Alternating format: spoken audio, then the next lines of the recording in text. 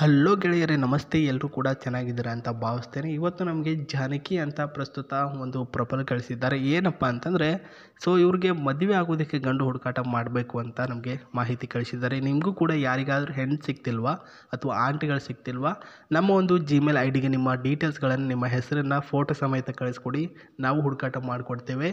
ಪ್ರಸ್ತುತ ಇವರ ಹೆಸರು ಬಂದು ಜಾನಕಿ ಅವರು. ಊರು ಬಂದ್ಬಿಟ್ಟು ಬೆಂಗಳೂರಿನ JC ನಗರದ ನಿವಾಸಿ.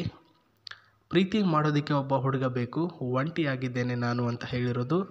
BA ಓದಿದ್ದೇನೆ ಮಾತ್ರ. ಓದು ಮುಗಿಸಿರುವೆ, ಸದ್ಯಕ್ಕೆ ಮನೆಯಲ್ಲಿ ಒಂಟಿಯಾಗೇ ಇದ್ದೇನೆ. ನನ್ನ ರಾಶಿ ಬಂದ್ಬಿಟ್ಟು ಮೀನ ರಾಶಿ, ಎತ್ತರ ಬಂದ್ಬಿಟ್ಟು 5.1 ಸೆಂಟಿಮೀಟರ್ ಅಂತ ಹೇಳಿರೋದು.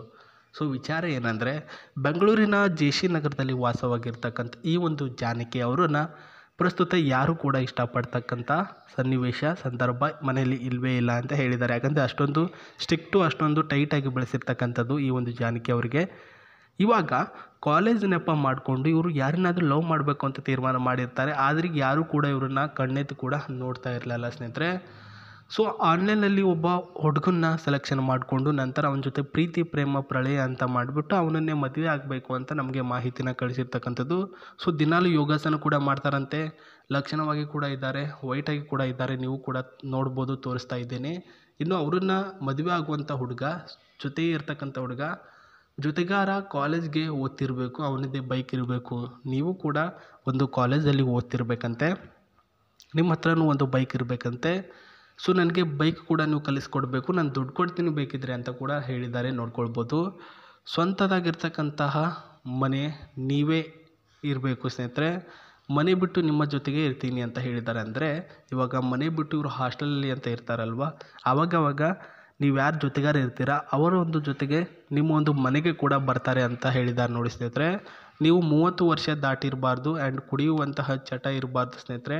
ಆ್ಯಂಡ್ ಅದೇ ರೀತಿಯಾಗಿ ಒಳ್ಳೆಯ ಒಂದು ಮಾಡ್ರನ್ ಹುಡುಗನ ಥರ ಕಾಣಬೇಕು. ನೀನು ನನ್ನನ್ನು ಎಲ್ಲ ಕಡೆ ತಗೊಂಡು ಸುತ್ತಾಡಬೇಕು, ಗೋವಾ, ಆ ಊರು ಈ ಊರು ಅಂತ ಎಲ್ಲನೂ ಕೂಡ ಲೈಫ್ನ ಎಂಜಾಯ್ ಮಾಡಬೇಕು. ನೀನು ಯಾವ ರೀತಿಯಲ್ಲಿ ನನ್ನ ಟ್ರೀಟ್ ಮಾಡ್ತೀಯಾ, ತುಂಬ ಇಷ್ಟ ಆಗಿದೆಯಾ ಅಂತಂದರೆ ಮಾತ್ರ ನಾನು ನಿನ್ನ ಮದುವೆ ಆಗ್ತೀನಿ, ಇಲ್ಲಾಂದರೆ ಮಧ್ಯೆ ಬ್ರೇಕಪ್ ಮಾಡ್ಕೊಂಡು ಹೋಗ್ತೀನಿ ಅಂತ ಹೇಳಿದ್ದಾರೆ ಸ್ನೇಹಿತರೆ. ನಿಮ್ಗೇನು ಬೇಕು, 2 ದಿನ ಅವ್ರ ಜೊತೆ ಎಂಜಾಯ್ ಮಾಡ್ಕೊಂಡು ಬನ್ನಿ, ಓಕೆನಾ. ಅವರನ್ನು ಕೇರ್ ಮಾಡಿ, ಜೊತೆಗೆ ಒಂದು ಕಾಳಜಿಯಿಂದ ನೋಡ್ಕೊಂಡು ಹೋಗಿ. ಮತ್ತೆ ಏನಾದರೂ ಅವರು ಬೇಡ ಅಂತಂದರೆ ಮಧ್ಯದಲ್ಲಿ ಬಿಟ್ಬಿಡಿ. ಹ್ಞೂ ಅಂದರೆ ಮಾತ್ರ ಕಂಟಿನ್ಯೂ ಮಾಡ್ಕೊಂಡು ಹೋಗಿ. ನಿಮ್ದೇನು ಹೋಗುತ್ತೆ, ಅವ್ರದ್ದೇ ದುಡ್ಡು, ಅವ್ರದ್ದೇ ಎಲ್ಲ, ನಿಮ್ದು ಸ್ವಲ್ಪ ಟೈಮ್ ಹೋಗುತ್ತೆ ಅಷ್ಟೇ. ತಲೆ ಕೆಡ್ಸ್ಕೊಳಕ್ಕೆ ಹೋಗ್ಬೇಡಿ ಸ್ನೇಹಿತರೆ. ಅವ್ರ ಹತ್ರ ಈ ಕಾರ್ ಇದೆ, ಅವರ ಒಂದು ಬ್ರದರ್ ತೆಗೆದುಕೊಂಡಿರ್ತಕ್ಕಂಥ ಕಾರು.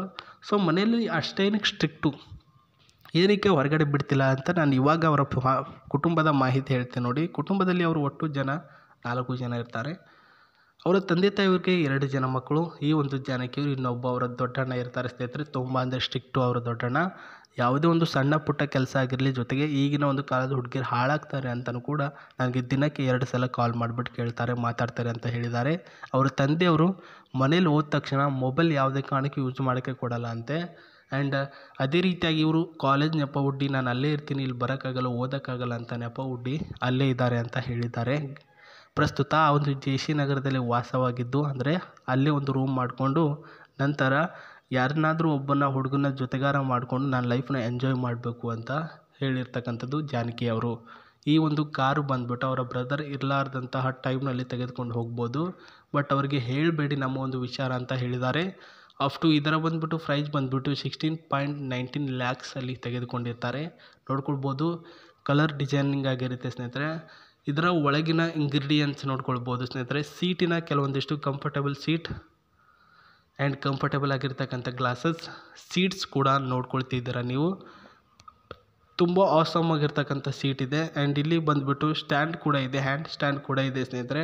ಆ್ಯಂಡ್ ಇಲ್ಲಿ 4ರಿಂದ 3 ಸೀಟ್ಸ್ ಏನಿದೆ, ವೆರಿ ಹೈಜೆನಿಕ್ ಆಗಿರ್ತಕ್ಕಂತಹ ಸೀಟ್ಸ್ ಆಗಿರುತ್ತೆ. ಇದರ CC ಬಂದುಬಿಟ್ಟು 1332 ಈ ಒಂದು CC ಇದೆ. ಇನ್ನೊಂದು ಆಕ್ಸಿಡೆಂಟ್ ಫ್ರೀ ವೆಹಿಕಲ್ ಆಗಿರುತ್ತೆ. ಬೈ ಚಾನ್ಸ್ ನೀವಿಬ್ಬರು ಲಾಂಗ್ ಡ್ರೈವ್ ಹೋಗಬೇಕಾದ್ರೆ ಮಾತಾಡಿಕೊಂಡು ಹಾಗೆ ಹೋಗ್ತಿರ್ತೀರ, ಮಧ್ಯೆ ಯಾರಾದರೂ ಬಂದು ಏನಾದರೂ ಆಯಿತು ಅಂತಂದರೂ ಕೂಡ ಪ್ರಸ್ತುತ ಕಾರು ಆಟೋಮೆಟಿಕ್ಕಾಗಿ ಸ್ಟಾಪ್ ಆಗಿ ಏರ್ ಬ್ಯಾಗ್ ಆನ್ ಆಗುತ್ತೆ. ಆಕ್ಸಿಡೆಂಟ್ ಫ್ರೀ ವೆಹಿಕಲ್ ಕೂಡ ಆಗಿರುತ್ತೆ. ಇನ್ನು AC ಕೂಡ ಆನ್ ಮಾಡ್ಕೊಂಡು ಹೋಗ್ಬೋದು. ಆ್ಯಂಡ್ ಫ್ಲೈಯಿಂಗ್ ಆಗಿರ್ತಕ್ಕಂಥ ಪ್ಲೇಸು ಕೂಡ ಇದರಲ್ಲಿ ಆ್ಯಡ್ ಮಾಡಿದ್ದಾರೆ. ನೀವು ಮಾಡಬೇಕಾಗಿದ್ದಿಷ್ಟೇ, ಬೇಗ ನಿಮ್ಮ ಅನಿಸಿಕೆಗಳನ್ನು ಕಮೆಂಟ್ ಬಾಕ್ಸಲ್ಲಿ ತಿಳಿಸಿ. ಖುದ್ದಾಗಿ ಚೆಕ್ ಮಾಡಿ ಅವರೇ ರಿಪ್ಲೈ ಕೊಡ್ತಾರೆ. ಅದಕ್ಕೋಸ್ಕರ ಕಾಯಿರಿ ಅಂತ ಹೇಳ್ತಾ ಸಿಗ್ತೀನಿ ಮತ್ತೆ. ನಮಸ್ತೆ.